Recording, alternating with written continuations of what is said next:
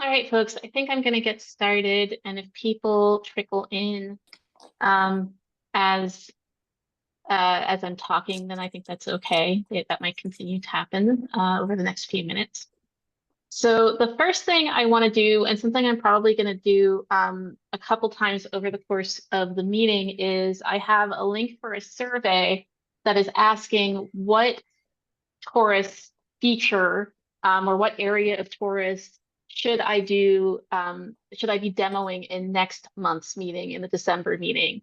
Um, so when we had met in September, then that meeting had been led by our wonderful UX designer, Jess Fortunato, who did a great presentation about how our user experience research and design process works.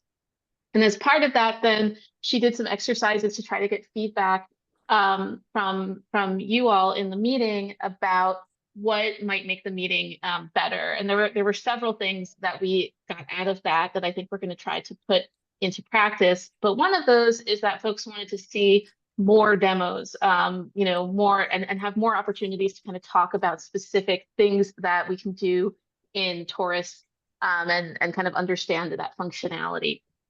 So in advance of the last month's meeting, which had ended up getting canceled and I just did like an office hour instead, the email I sent out had a survey link where you all could respond and say, what did you want me to demo in this meeting? And that's where the topic for today's demo came from. I'm going to be talking a little bit about in Torus projects versus products versus sections.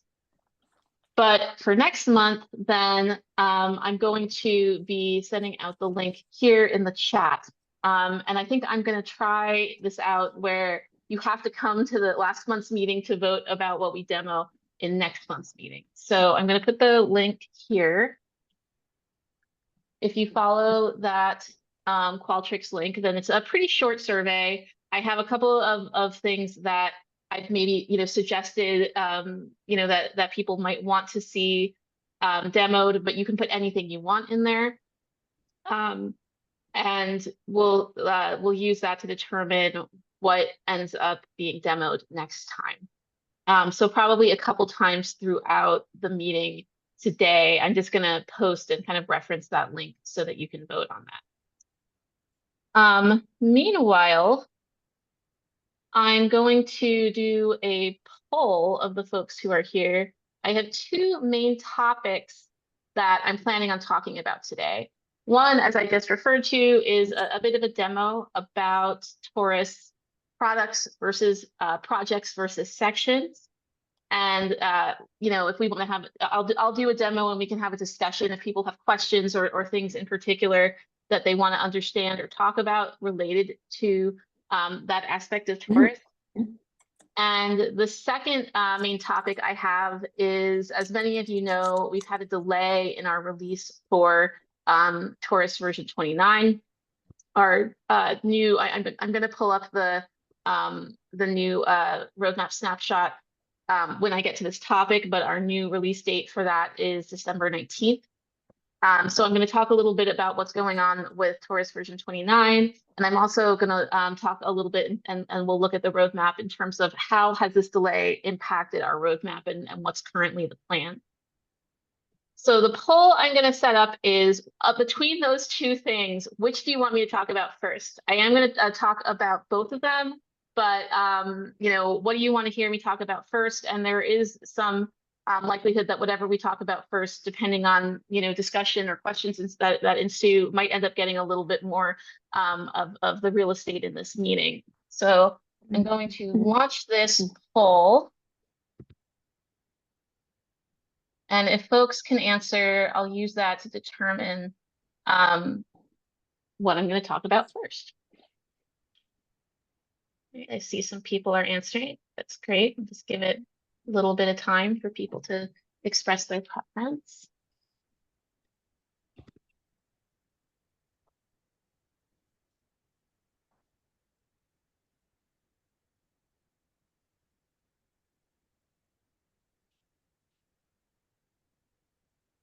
just wait until it looks like the number of votes stops incrementing.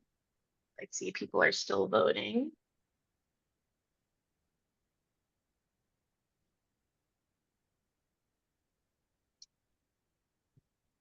Okay, that seems to have stabilized a bit. It looks like 12 people voted. That seems like it's probably around the number of people in here. And we've had 7 votes for the demo of product versus project versus section, and 5 votes for Torus version 29. So I'll start with the demo, and then we will move on to the roadmap discussion. Thanks everybody for voting. All right, so I'm going to share my screen, and this is an informal presentation. I'm just going to be kind of clicking through and talking about some of the differences and the features. So if at any point folks have questions or you want me to stop and talk about what is going on the screen or something like that, please feel free to jump in. And also, I am going to find or set up a place on the website where I'm going to have the recordings of these demos. And I'll kind of gather them so that can become a resource for folks.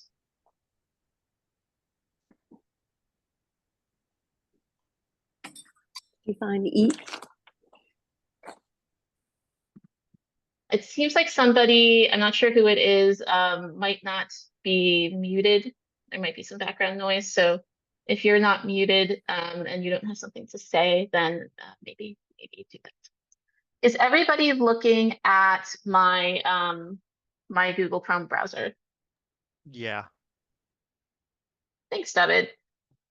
Okay, so just going to go into a Google. This is not something that's required for using Torus, but I do have some different Google Chrome profile set up that let me log in as different types of users. So I'm going to go into my author profile, and we'll start in the author interface. Okay, so I'm logged in now just as an author, not as an admin. And I have, this is actually, if some of you remember, this is the project I set up that people could kind of click through before we released Torus version 28 to see some of the 28 features. We're not really going to get into the content of this course a lot, but I'm just going to use it as my example. So I'm going to click in here and I'm going to talk about what a project is. And simply put, a project in Torus is where we create and kind of organize content. So we have some basic, on this first details page, just some basic information about the project. This is where we would set up copyright information. We can do, if you want to change the names of units, modules, sections, you can do that here. You can invite collaborators. There's a lot of different types of features that you might be able to enable or disable, all this sort of high level stuff.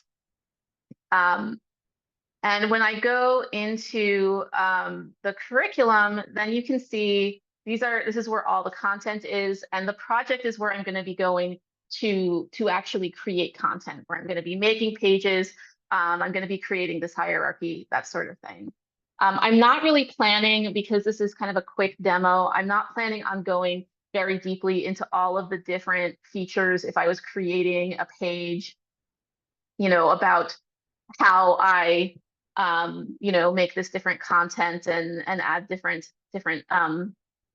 activity types and that sort of thing. If there are aspects of the authoring interface that you're interested in, that could be something that you put in the Qualtrics survey that I had put in the chat.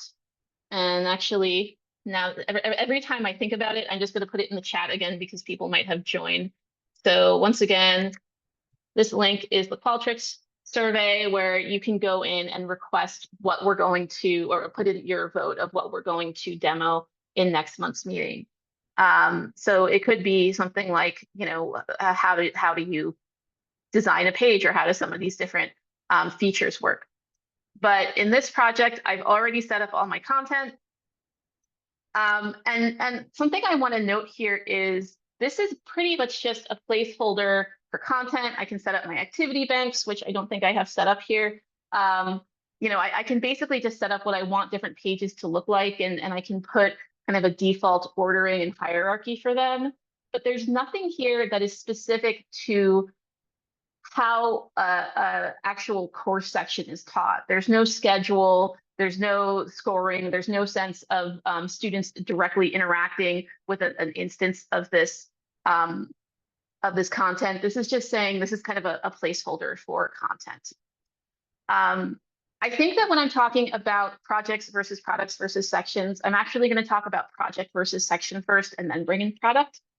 And something I probably should have said when I started is I am definitely not an expert on all of these things. And I'm sure I actually, just looking at who's in this meeting, there's definitely people in this meeting who know a lot more about how some aspects of Torus work than I do. I've been here actually this week. I had my 1-year employment anniversary, so I'm not brand new. I'm very excited to have been here for a year. But there's people who have been here for years. Oh, thank you, Courtney. There's people who have been here for years who still have aspects of Torus that they're not completely familiar with, and I think that I sometimes run opposite of some of those people. I think that there's people who, the functionality that is the most basic and it's been around for the longest time, the people who have been here for the longest time, they're familiar with how that works. Whereas I tend to become familiar with things as we build out new capabilities and as we touch different parts of the application. So hopefully, because of that contrast, if I'm saying something that's wrong, or if folks have a question about something that I can't answer, there might be others who can answer it. So the first thing I want to talk to you about now is, again, that project versus section. And in order to demonstrate that, I'm going to go to my instructor profile here. Let's see if it remembers my login.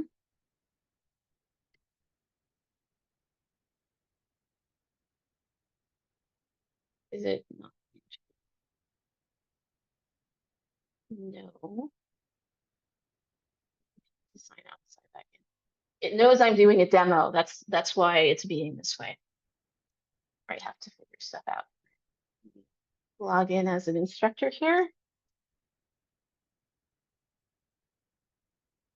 Okay, so one thing that you'll notice here when I'm logged in the instructor interface is I do have this button here that says new section.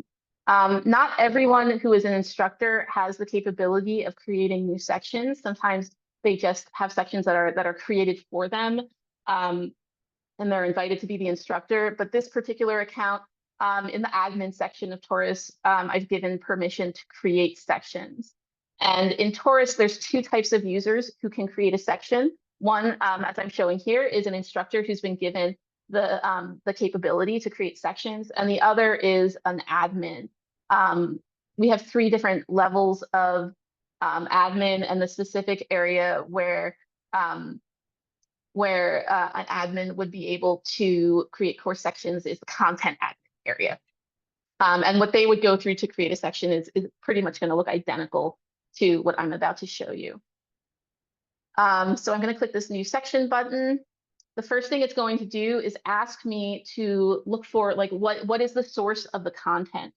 And the source of the content could be either a project or a product. And again, I'm going to talk about products in a minute. So I'm going to look for my project here. Search for unicorn. And here is the project I was just showing you in the authoring interface, that AI generated purple unicorns. So I'm going to select that. I have to give it an actual name and course number, because again, so the project itself is really just a container for content. So I'm going to call this Unicorn Demo Course 101. In the section, as opposed to in the project, is where I have the first sense of there actually being some kind of course meeting, though it could just be a self-paced course. And for simplicity, I'm going to leave it there. It's going to give me a start and end date. Again, this is something that does not exist in the context of a project, because projects don't have start and end dates. They're just placeholders. They're just containers for content. We'll make that today. 11 a.m. And I'm going to make the end date just a couple days from now. say at 11 a.m. as well. And I'm going to say that my preferred time is 5 p.m. Great section. So now I have this, kind of overview section for a section, and it has information that wasn't available for the project, right? Like I have an actual course URL. It's showing what my base project was. It's making me, the instructor who's logged in, the instructor. I can do scheduling. So if I go in here, I can actually set for different aspects of the content, a soft or hard deadline. Again, I'm not really going to get into a lot of these features. I'm just going to kind of give you an overview. And if you want to talk more about these in more detail, I'll get into it. And here's something that I think is really important to understand about course sections, which is you're not, so you've used as the base of this section, you've chosen this project in Torus that is going to be kind of the default of here's everything that's in the course, and here's the order, and here's the hierarchy. But a course section doesn't have to follow that. You can customize content, which means you can move these things around, you can remove things, and you can also add things. So I could actually search, and here's a list of some other projects and products. I can do a search here. You can actually go and see, and there might be other courses that, or other projects or products that you have access to that you might want to pull a page or a module or some content from. And this is when we're talking about remixing course sections, that's what we're talking about. We're saying that you actually can customize this content. You can add and pull in content from other places, and you can move around and remove content from your base source project or product. So that's something that is definitely a distinction between a project and a section. And there's a couple other things. You can invite students, you can talk about enrollment. There's different settings here for how you want assessments to be handled in terms of when they're submitted, number of attempts, those sorts of things. These are all things that are specific to students actually interacting with an instance of a course with, again, start date, end date, with rules of how they're going to be interacting with that content. That is all specific to a section and not to a project.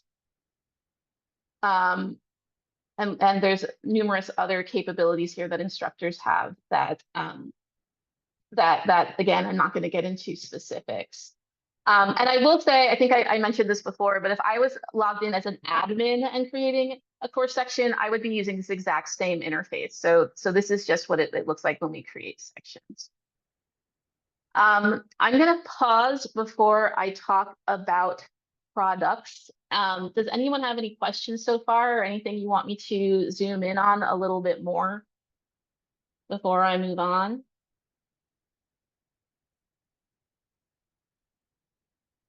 You can definitely, again, interrupt me in the middle of that. It's not going to hurt my feelings if you interrupt me. So, Erin, do you have something? Yeah. I was multitasking, but did you cover adding and removing content or adding it from other places? Remixing. We did go in here and we talked about moving around, removing, adding from a different project or product. We definitely talked about. But more importantly, like my biggest question is about like what happens when you add content to the underlying project? Oh, that is a good question for you to pose. And so let me get to that when I talk about products. Yeah, sure. I'm going to go back, but that's definitely a good question to bring up. What happens now that I've started this course section? What happens if someone back in the authoring interface goes back and is adding or changing content in the source project? Yes, Kim. Yeah, I just want to add one other thing to be cautious of, because I don't know when it's getting changed. If you take something out of the curriculum and you bring it back in, it will not show up when you publish if you have a published course already. So then you need to go in and add it this way is the only way to get it in your course section or your product, which you're about to show, which, by the way, products are awesome. I feel like, I mean, I actually think that products are awesome, though I feel like you might be like being a little bit ironic, Kim. They Oh, are, not at all, because here's the thing, if you think about it, when you think about the old branches and stuff, if you're ever involved in the old way of doing it, you Mhm. have everything in this project, right? So I can have two intro pages, for example, like in Real Chem. One has a prior knowledge check in it and one doesn't.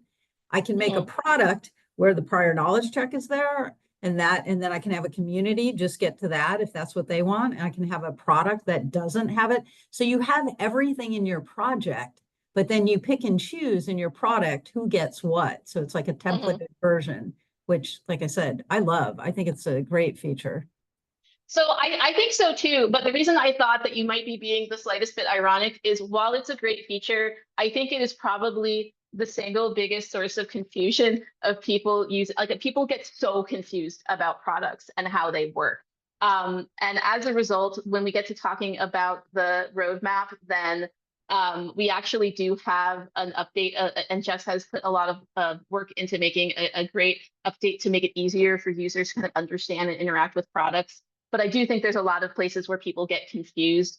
And honestly, sometimes that even includes us. Like sometimes I remember one time we were in a staff meeting, like an OLI staff meeting, and we got in a debate where different people who are really familiar with the system were like not sure about how some, specific aspect of a product worked. Like something they are not the most user friendly, but they're not the most user friendly yet, but they are a really powerful tool, and I will get to talking about that in a moment.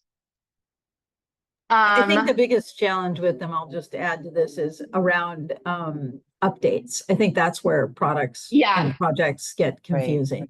Yeah. agreed. That was more or less what Erin was referring to, as well. So we'll definitely get to talking about that. Yeah, one more thing I added to the chat. Mhm. Also, what happens once you have a product, like just making sure people know that I think this is the case. I could be wrong. Um, that if you have a product with a price, then you no longer have access to create course sections from the project. I actually didn't even get into, and I think I probably should, that like I didn't mention when I was going through that you do have the capability to, I guess I'll get to that when I'm setting pricing and when I'm looking at the products that you can set prices for that. So, and I actually don't have a ton of experience, by which I mean I essentially have no experience working with um creating course sections that cost money. So I think it is good for people to, to add to what I'm saying with regard to how it works for courses that have a price associated. Okay, so I'm going to go back now to the authoring interface, and we can talk about products. And the way that I get to products is under this publish menu. Then there is a section here that says products. And right now, this project doesn't have any products. Before I go and make one, I just want to explain this at a high level. So essentially, a product is a template for a section.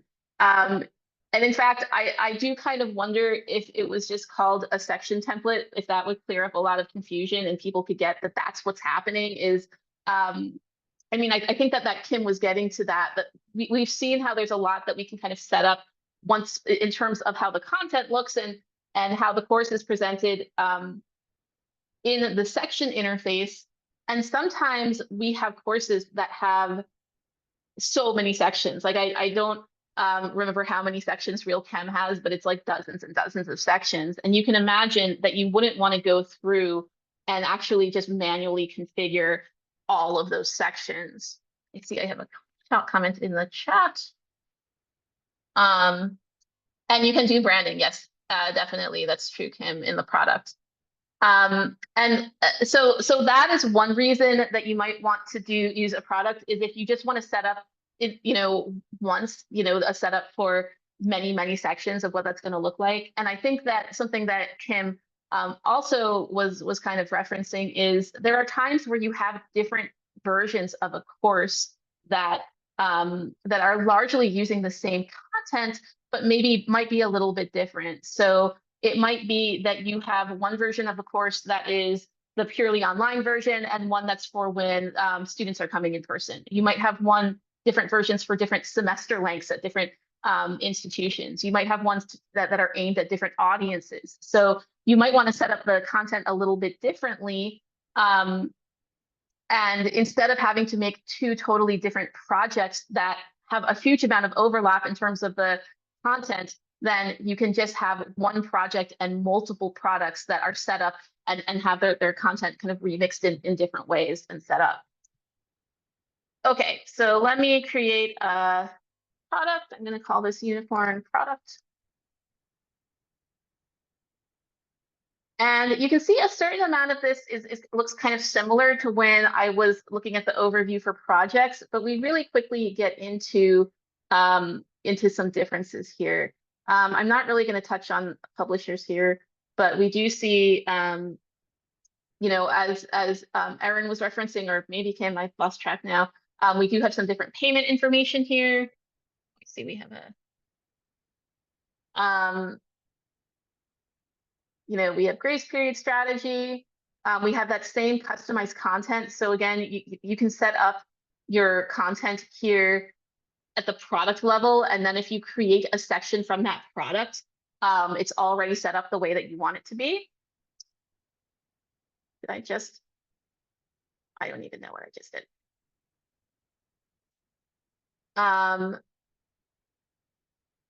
You also have a gating and scheduling interface.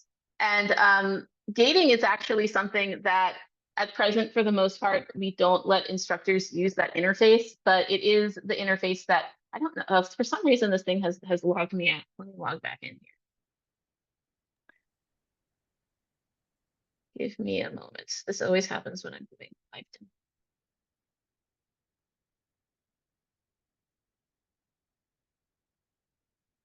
Profile. I'm in the author profile.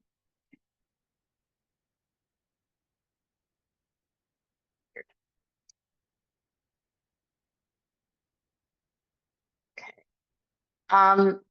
So gate. I think it's because you have to sign in with your instructor account because it's taking you to like a version of the instructor interface right now. Oh, actually, you're right. Thank you, Jess, because Yeah. we actually have a bug for that we need to fix. Everyone pretend this didn't happen. Okay, so now I'm in the gating interface. Gating is when I set up rules such that, and again, I can dive deeper into gating if people want, but at a high level, it's where I set up rules so that you can't access certain content before a certain condition is met. So I could say for this particular thing, then the condition is they have to have finished this other resource. The way I'm doing this actually doesn't make sense, but hopefully you can get the gist of what I'm doing here. I'm saying that you have to kind of finish one page before you go to another one. So that's something that at this point is only available in the product interface. This is also, you know, there's a couple other features. You can set up a cover image. So if you don't want to use that default one that we saw, the blue one, you know, you have several different things you can set up here. And something that I think both Kim and Erin were referring to is what happens when you set up a course section or a product, and then you're going back and making changes to the original project. What happens then? So I could, at the product level, select this option that says automatically, if there's a major update to the project content, it should just automatically flow to the course section. You can see why people might not want to select this. Like if you're an instructor in the middle of teaching your section, and then maybe you don't know that someone in the authoring interface is making changes to the content of the underlying project, you might not want all of a sudden one day your course content to look different. You might want to have the capability of saying, oh, this change happened and either I accept it or I don't. 是吗？ 这个是肉的，是出小的。Does somebody have a question? 有好 Okay. 多呢。 Maggie, I think that you're not, okay, thank you. So, but if you do select this, if you're in a situation where you want, then what happens when a major change happens is that it will just automatically appear in the course section. I think there's a good question in here of what is a major versus minor update. And if one of the technical folks is here that knows the answer to that question, then I will ask you to give a quick overview. But if not, the answer is I actually am not really sure. Sasha? I'm not a tech person, but when you make updates, right, there's ones where it like increments the version number and one where it increments like the smaller number. And I think the difference is that if you have changes to the curriculum, so like you added pages or units or whatever, that's major. Whereas if you like went to one page or like a few pages and just changed some stuff in the page, that's minor, I think. Okay. Yeah, I mean, so I have a general sense that if you're making, you know, a lot of deep changes that that it's going to be major, and if you're just tweaking something, it's going to be minor. But the way that you explained it actually is a lot more clear than that. So thank you for that. Okay. So what happens if this isn't checked? Then I'm gonna, so I've already saved this now. Let's just go back.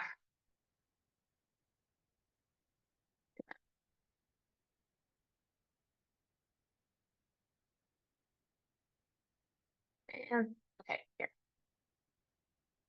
My product, I might have to go back to my projects and then. So now I'm back looking at my project. Again, if I wanted to look at the product, I would go here and back to products. But first, before I do that, I'm going to make a change in the curriculum. So I'm just going to add a page, which I think, especially according to Sasha's explanation, should count as a major change. Let's just make a practice page. I'm not going to actually put any content in there. But we'll call it simple major change. So now we have a new page that we've added. So what is going to happen in the, what we're going to look at what's going to happen in the product, and then I will talk about what would happen in the section. So if I come in here, oh, I have to actually go and publish. Pardon. So now I've made the change and I actually publish it. And it's going to tell me right here in the authoring interface that this is a major change. Oh, and it looks like there's actually a couple of things that, oh, so adding this page only counts as a minor change, but changing the curriculum. Okay, I have to admit to folks that sometimes I get confused by this too. I guess just Amanda, something about. That's the difference between adding a page to the bucket, and it doesn't exist in the curriculum. It just simply exists in the repository, and adding a page and having it be part of the curriculum. Okay, that makes sense. Thank you, Hal. All right, so we see we have some minor changes, some of which I made before this meeting, and then we have a major change here. So it is saying it's going from version 3 to version 4. And now when I'm publishing as an author, I could check this box saying automatically push this publication to update to all products and sections. Again, as authors, I think we should be really careful about using this. We don't want someone to be in the middle of a course and all of a sudden, especially if the instructor doesn't know, things are just changing around. But that is a capability of saying, I just want this to show up for everything. I'm not going to click that in this case because I want to show what's going to happen. Oh, I have to put in the short description.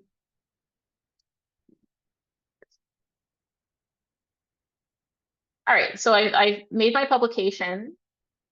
And now I actually want to go back to the course section that I made. So that's circling back to the question that Erin had of, so what happens now in the course section now that this change has happened? And in particular, because I didn't check off that box saying automatically push the change. If what I had done is check that, I think I'm fairly certain what would happen is that the content would just be changed.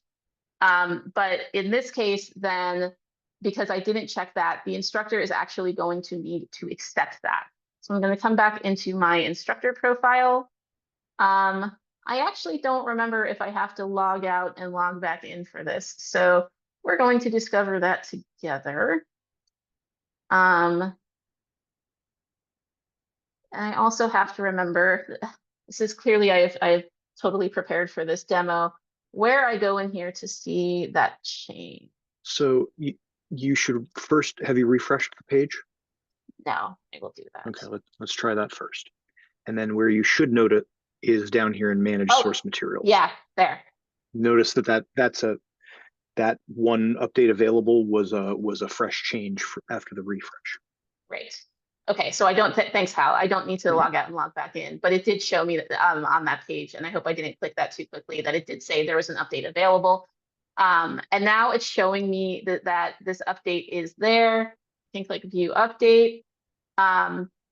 So this is a reason as authors that it's really important to, I have put a very non-descriptive, quickly typed description here. It's really important to put to do better than what I have done and put a really detailed description, because we are seeing this, but it's not really made so that they can see exactly everything. They're just kind of getting an overview here. So the more detail that we have here, it's going to make it easier for the instructors to understand what the change is. And then assuming that I want to accept it, I can hit apply update. One thing I want to make clear that I think is sometimes confusing to users and is sometimes not the best user experience is, let's say I looked at that update and I didn't want to accept it. There was something in there and maybe, you know, I don't want to change that curriculum for my students, or I think it would be confusing for them. So I choose not to accept it. And then in the authoring interface, an author goes in and makes another update, and I do want that update. The way that Torus works, I can't just cherry pick which updates I want. You have to take them in order. So I would have to take the first chronological update that was made before I can accept anything that comes after it. So that's definitely something for authors to keep in mind, and just be really communicative with instructors. If you're making updates that all of your instructors might not want, you might be creating a situation where it's really difficult in the middle of a semester to be pushing updates to your instructors. Just a quick clarification. It doesn't so much queue them as it does combine them. So if you don't accept the first update and a new update is pushed, it will just create for you as an instructor in the interface a single update to accept or not. Great. Yeah. Thank you for that clarification, Hal. And also something that I think that Kim had to leave the meeting, but a point that she made is there are some weird corners of this update cycle where she was talking about specifically a case where a page is removed and then added back in. And I know that Kim had put in a ticket for that we have as a bug. I'm hoping, I think might be queued up to get fixed, but it's you know, it is a little bit of a weird experience sometimes when content's being added and removed back in. And I think that what Kim was saying, and then the workaround that we came up with, is that she actually had to remix it in as though the project that had the page added back in was like a whole different set of source material, as opposed to it just appearing here in this interface as an update for instructors to accept. I think that is everything I had to say about project versus product versus section. And I also, looking at the time, spent a lot more time on this than I had been hoping. But I do think that we have some time if folks have questions or things that they want to raise. And Sasha, it looks like you raised your hand. Sorry, I think you didn't show what happens with updates in product. Oh, okay, I can go back. Hopefully I have not confused myself with all of my windows. All right, so now let's go back to this product. Again, I hope I'm not confusing people by going back and forth between all these interfaces. I'm back in the authoring interface where I just published. I'm going to go into products. And Sasha, I'm not sure that I've actually done this, so I'm going to be discovering this along with other people.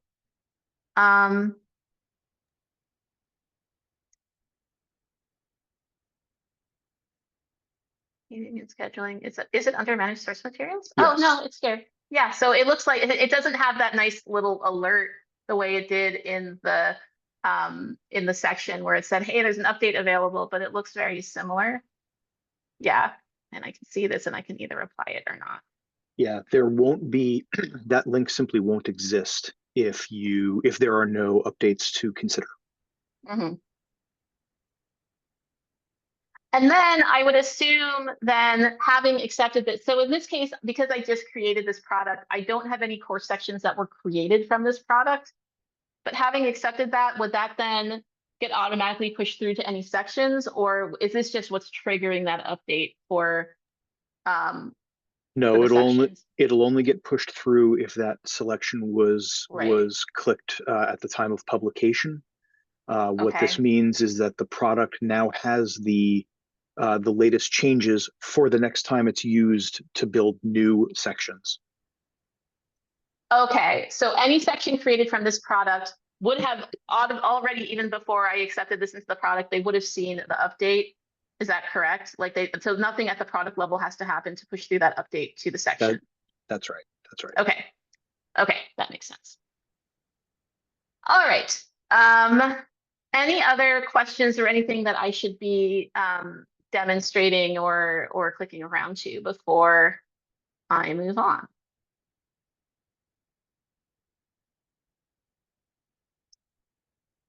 All right, folks, I'm going to move on. I'm going to once again, I hope you don't get annoyed with me doing this. I'm going to post the link to that Qualtrics survey.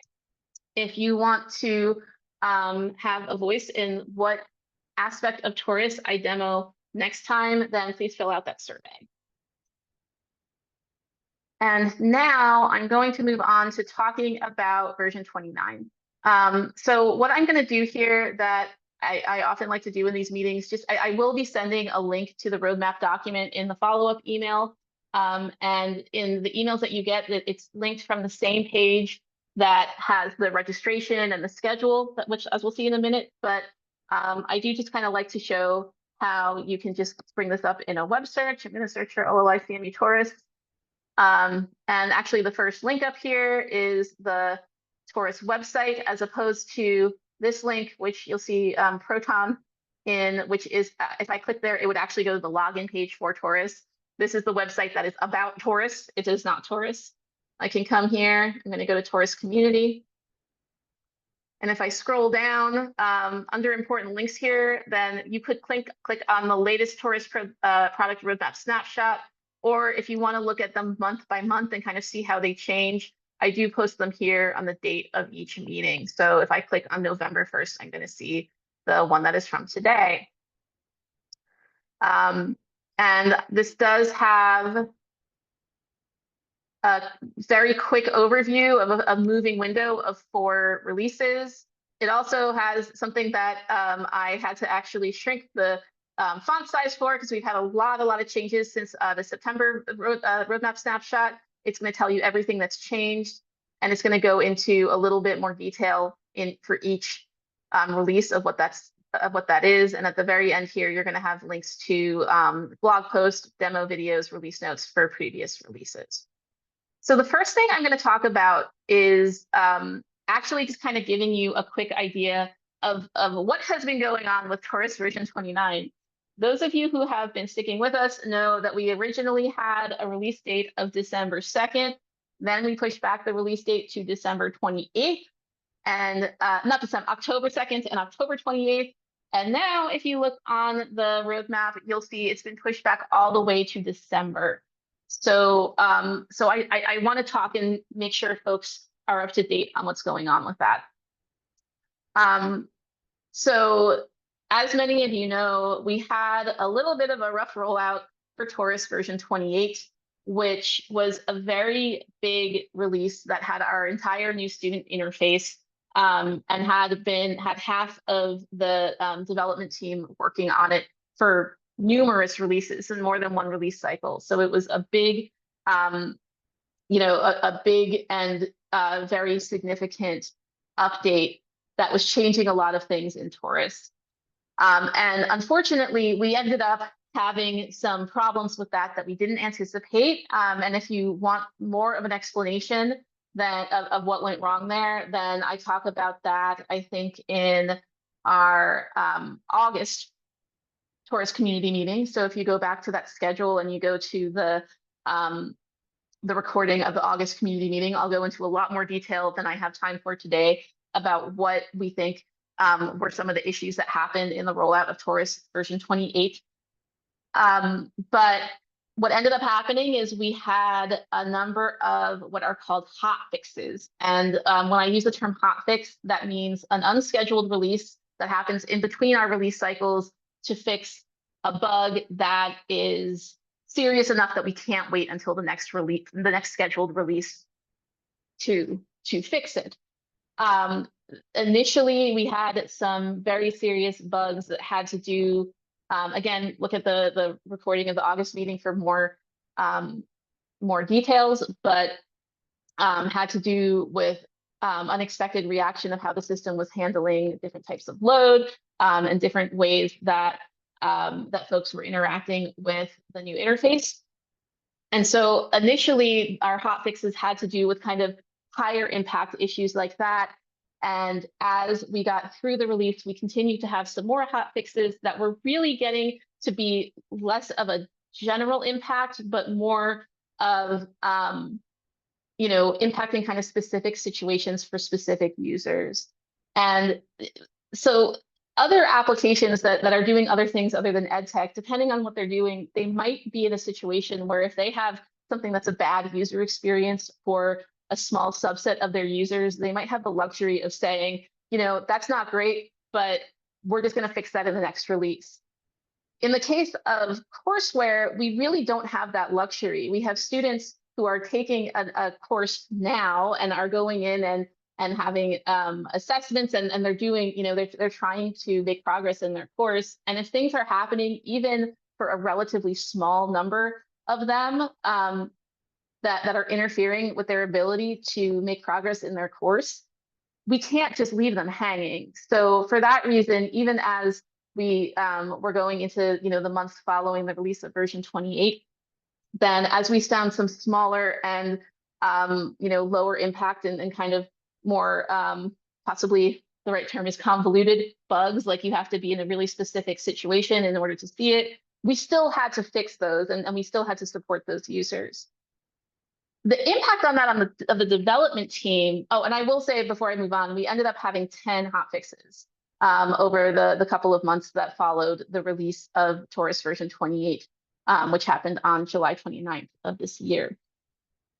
The impact of having to do all those hot fixes on the development team is not insignificant. I want you to imagine that you're trying to do your job, and then 10 different times as you're trying to do your job, the fire alarm goes off and you have to drop everything that you're doing and you have to kind of deal with the issue that's in front of you. As you can imagine, that really impacts the ability of the team, not only to make progress in terms of they're taking time with these hot fixes instead of doing other work, but it can be really distracting and it's just not an efficient way to do development. So I think that's something that happened with Torus version 29 is that certainly we were able to make less progress on the new features for Torus version 29 than we had anticipated. But I also think that there was a combination of still some leftover issues from that big messy release of Torus version 28, and also just some of that freneticness of Torus version 29 that led us to a place where even after we had the delayed, we kind of gave it a little bit more time by pushing off the release to the 28th, we still weren't quite going to be ready in that time frame. And this led to a problem with respect to Torus version 30, which initially was supposed to be our fourth quarter release that would be released in late December or early January. And the reason is that we really try for student and instructor facing functionality not to have those interfaces experiencing significant changes while most of our students and instructors are in the middle of a semester. We always, at any time, there's always going to be people who have courses in flight, but we really try to minimize the impact of that.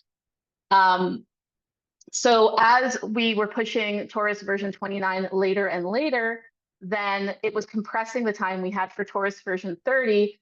And that was creating a problem in the sense that there's only so much we could push off the release date of Torus version 30 with student and instructor facing capabilities. So what I ended up, when we realized we weren't hitting the October 28th release date, which was already making Torus version 30's timeframe pretty compressed, what I recommended to Norman, and that he ended up taking that recommendation, is that we actually we pull the student and instructor facing capabilities from Torus version 30 into version 29, and we push the release of that later so that we could get those things out in a timely manner for the spring 2025 semester. So that is the reason that you're seeing this huge jump from an October release date to a December release date. And that was my recommendation. And if it's something that that folks have want to talk about, it's definitely on me. So when we look at our roadmap here, you're going to see that there's additional things that have been pulled in that, if you were looking at our last roadmap, had been in version 30 and are now in version 29. And those are what we're calling student completion details. This is giving students more information and more granular information in a better sense of, as they're trying to work through and increase their progress percentage through a course, what exactly does that percentage mean? How do they drill in and understand what specific content they have and haven't finished? And it's making that a lot more transparent to them.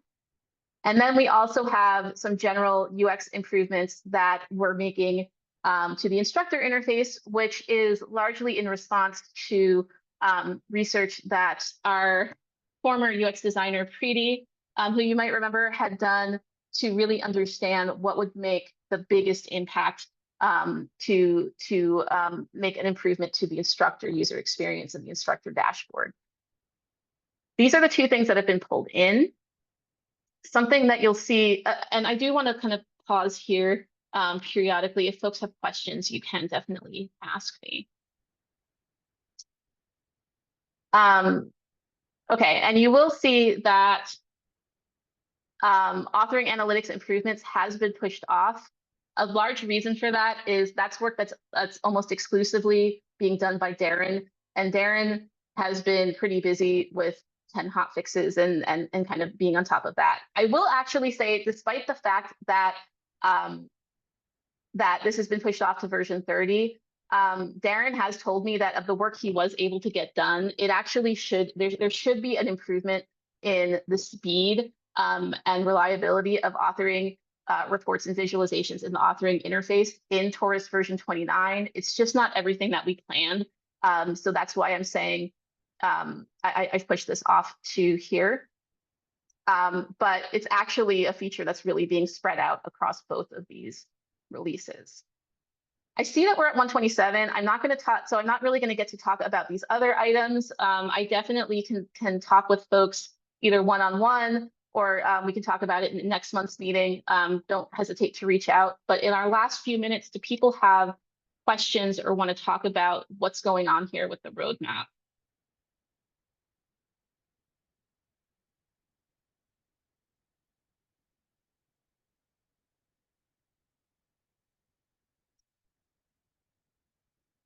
All right. So once again, please check out that Qualtrics survey link and let me know what you want to see demoed in next month's meeting. Don't hesitate to reach out and talk to me if you want more information about what's going on with the roadmap or if you have questions about anything really. And I'll send a follow-up email that will point you towards where you can find that demo on our website. We'll have the recording of this whole meeting on the website.